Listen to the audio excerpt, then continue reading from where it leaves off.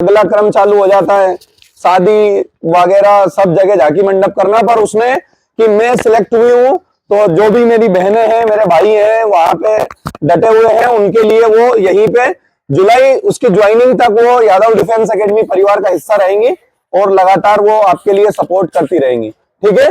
और ऐसा बिल्कुल भी मन में भाव नहीं बनाना कि इसका दिल्ली पुलिस में हो गया तो ये क्या वापस पुलिस ज्वाइनिंग के लिए आई है, तो वो आपका एक पद का बिल्कुल भी नुकसान नहीं करेगी, फिजिकली नहीं देगी वो। ओके, तो एक बार इनके लिए एक बार और जोरदार तालियां। अब आप आइए सर, संजय सर।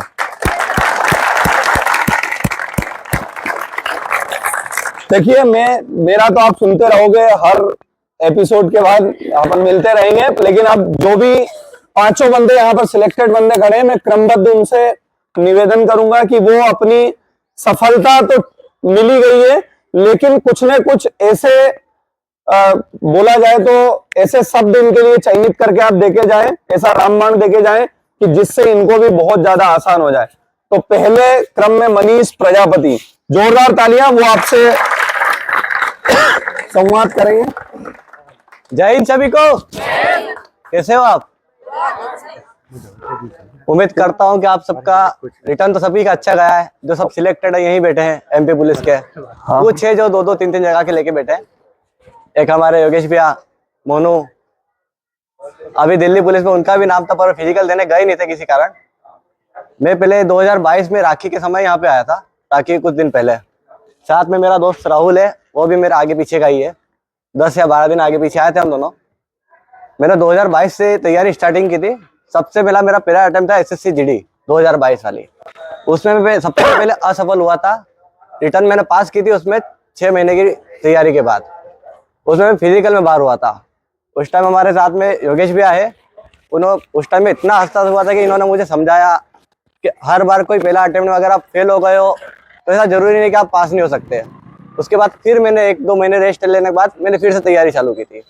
उसके बाद मैंने एयरफोर्स की भर्ती निकाली थी, वही था। एयरफोर्स में मैं इंटरव्यू में बाहर हुआ एक बार। उसके बाद में फिर भैया वगैरह ने समझाया, माधव भी आए, माधव भी एक बार मेरे रूममेट रहे हैं। मुझे कुछ नहीं आता था, मुझे पढ़ाने वाले बहुत सी दिक्कत आती थी, माधव भैया मुझे समझाते थे। रूम में दोनों के आसपास में थे, कुछ भी दिक्कत आती माधव भैया के पास चले जाता था। ऐसा ही है कि आपके बहुत सारे दोस्त हैं, अगर आपको कहीं रनिंग में दिक्कत है, अगर आपको पढ़ने में कहीं दिक्कत आ रही है तो आपके सहपाठी, आपके दोस्त लोग, आप उनके पास चले आइए। उससे ऐसा है कि उसकी भी अच्छा होगा, आपके लिए भी अच्छा होगा।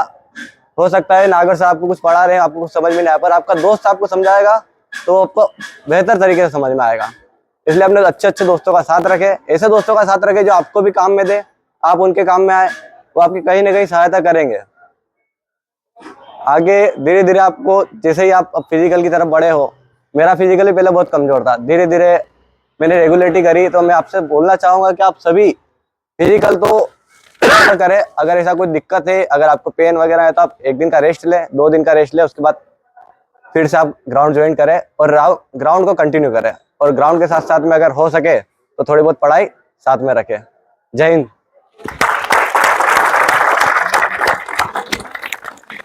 बहुत बढ़िया। आप श्रवण गोयल के लिए जोरदार तालियां एक बार।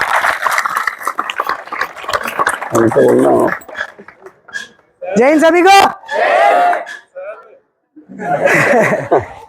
मेरा नाम श्रवण गोयल, मैं आगर मालवा का रहने वाला हूँ। ज़्यादा तो कुछ नहीं, अपने मम्मी पापा का चेहरा आपके दिमाग में रहना चाहिए, इससे बड़ा मोटिवेशन और आपके लिए कुछ हो ही नहीं सकता। ग्राउंड को कंटिन्यू रखो, मेहनत जारी रखो, सिलेक्शन एक दिन जरूर होगा।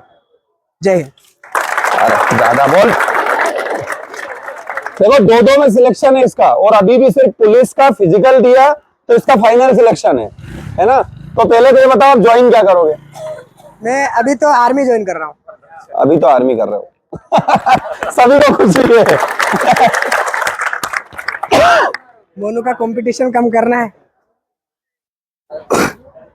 देखो 2-2 में ये पक्का आप सभी को पता है कि अगर श्रवण ने फिजिकल दिया मतलब उसका सिलेक्शन तय है। SC category. एससी।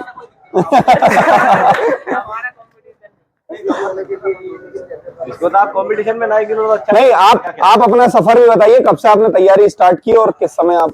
10 जुलाई 2019 से एकेडमी ज्वाइन की थी। तब मैं 11th में था। तो मैथ्स सब्जेक्ट्स मैंने 12th किया, सर से सजेशन लिया था, तो सर ने बोला कि अभी 2 साल, मेरी एज भी नहीं थी उस समय, 16 साल का था, तो फिर मैं 2 साल मैंने ड्रॉप दे दिया था एकेडमी को। फिर उसके बाद से मैंने ज्वाइन किया 12th करने के बाद से।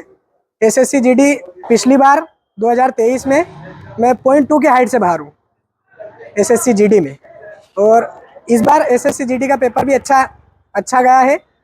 वन रक्षक में भी अच्छे नंबर है, उसका रिजल्ट बाकी है, और कांस्टेबल आपको पता है ही सही, और अभी वर्तमान आर्मी। गुड, शाबाश। और कुछ आप इनके लिए क्या कहना चाहेंगे कि ये अभी मेहनत करो, कंटिन्यू ग्राउंड आओ, बस इसके अलावा और कुछ भी नहीं। ओके, जय हिंद। जय। राहुल, जय हिंद सभी को। मेरा नाम राहुल चौधरी है। आप सभी पहचानते होंगे जो ग्राउंड आते हैं वो।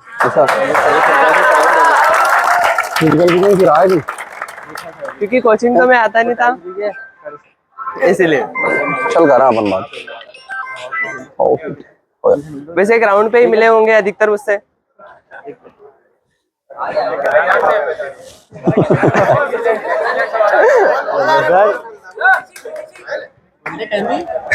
वैसे मैं 2021 से आया हूँ एकेडमी। 2021 में एकेडमी ज्वाइन करी थी मैंने अगस्त में। उस समय मैं सिर्फ रनिंग ही करता था, पढ़ाई करता था पर कम करता था। फिर मैंने हमारी भर्ती हुई थी 2022 में, 1 साल मेहनत की थी, सितंबर में हुई थी। उस समय मेरा फिजिकल लगा था 88 का, और फिर मैं फाइनल मिनट में बाहर हो गया था उस समय। तो उसी टाइम से मैं तैयारी कर रहा था, और अब इस बार जाके लगा है। तो आप भी कंटिन्यू रहे और तैयारी करते रहें। जितनी तेरी उम्र है ना, उतने साल से तो कितने बंदे तैयारी कर रहे हैं बेचारे।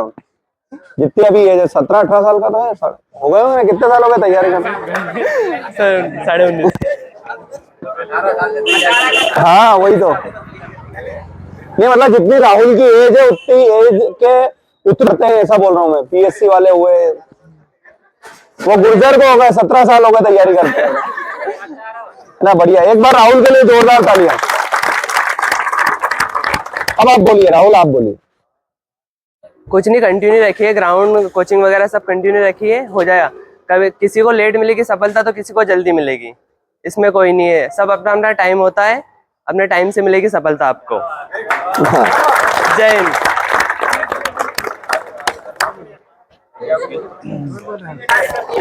हाँ, मैं यही खड़ा हो जाता हूँ। बोल। जय हिंद। मेरा नाम लखन मकवाना है। मैं शाजापुर के पास गांव पिंदोनिया के रहने वाला हूँ। मैंने एडमिशन एकेडमी में 2021 में लिया था, सितंबर में राहुल के साथ में ही लिया। और मुझे नीलेश भैया ने एडमिशन दिलाया था, मेरे भैया है वो नीलेश मकवाना, इधर है। फीस बाकी तेरी? मेरा बहुत साथ दिया है जैसे।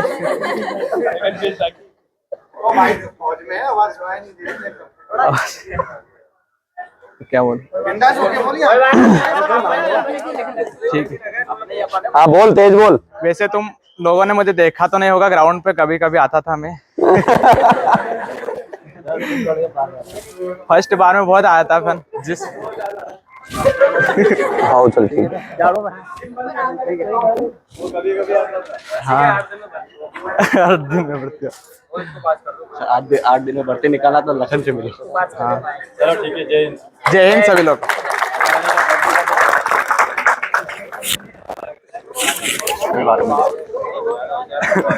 जय हिंद सभी को।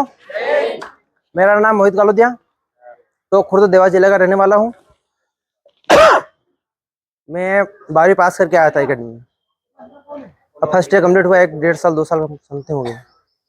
वहाँ से यहाँ तक का सफर बहुत शानदार रहा, बहुत मज़ेदार रहा। भगवान भोले बाबा की कृपा से, हमारे गुरुवर हमारे सर की वजह से मेहनत अच्छी करवाए, सफलता मिली। किसी को जल्दी मिलेगी, किसी को लेट मिलेगी। मेहनत करते रहिए, ग्राउंड आते रहिए, पढ़ाई करते रहिए, सबका होगा एक दिन। वो बोलते हैं ना, आसमान के तारे को गिन नहीं सकता और मेहनत का किया कोई छीन नहीं सकता। वाह यार, शानदार। एक बार और बोल, एक बार और थोड़ा अच्छे से। यही कि आसमान के तारे को गिन नहीं सकता और मेहनत का लिखा कोई छीन नहीं सकता। वाह यार, शानदार। मेहनत करते रहिए, सफलता जरूर मिलेगी। और यही है कि मेहनत करते रहिए, जीत गए तो अपने घर वाले खुश, और हार गए तो पड़ोसी खुश। बहुत बढ़िया। यही सबको मिलेगी सफलता की। जय हिंद सभी को। बस अब वापस हाँ मारो सर।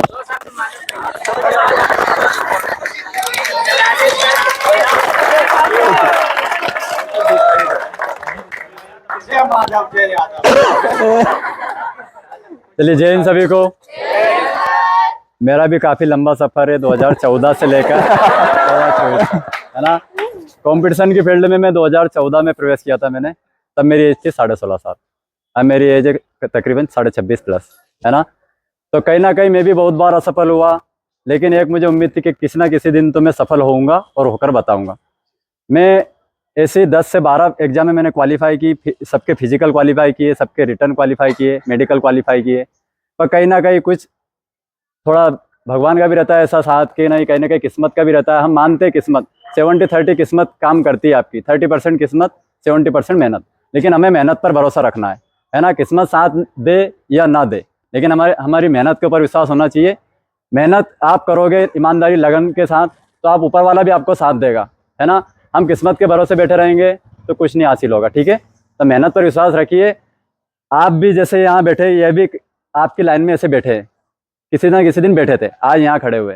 कंटिन्यू ये भी 0 से स्टार्टिंग किया। तो कभी अपने आप में कमज़ोर अपने आप को साबित नहीं करना है, कमज़ोर अपने आप को मानना नहीं, ठीक है।